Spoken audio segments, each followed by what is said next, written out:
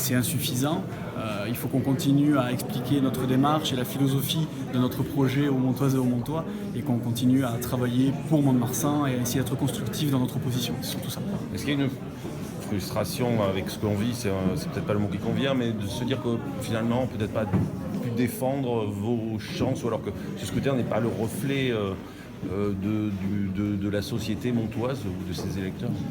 Oui, après le scrutin est forcément biaisé, le contexte est très particulier, coronavirus, les gens ont certainement eu peur et on sait très bien qu'en cas de peur, on se réfugie sur un vote sécurisant, sécurité, donc forcément derrière ça n'incite pas au changement, on le sait, on l'a constaté, on le voit.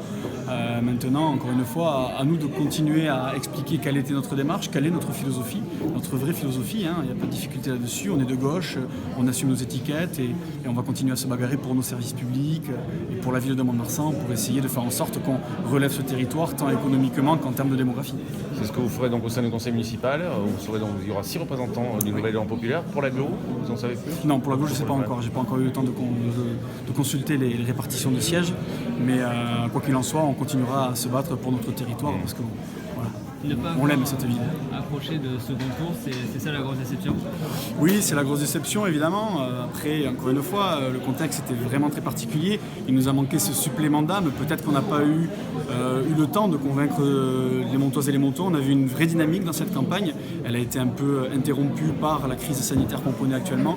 Maintenant, il faut continuer à se battre et c'est ce qu'on fera au sein du conseil municipal et du conseil communautaire. Vous avez des regrets sur cette campagne? L'abstention est forte, vous n'avez peut-être pas réussi à capter ces gens-là justement? Non, on n'a pas de regrets, on a fait une belle campagne, on était un super groupe, unis, soudés, on partageait les valeurs qui nous ont rassemblés dès le début. Donc non, pas de regrets, sincèrement, on n'a pas de regrets. Ce qu'on regrette, c'est qu'on n'ait pas été plus compris peut-être par les Montoises et les Montois, mais encore une fois, le contexte sanitaire est très particulier, donc les enseignements et les conclusions en tirées sont assez complexes. Est-ce qu'il n'y a pas le regret d'avoir été plus unis aussi à gauche? On a essayé. On ne va pas additionner. Oui, non, on ne va pas additionner. On a essayé de s'unir encore plus. À un moment donné. Les insoumis absents.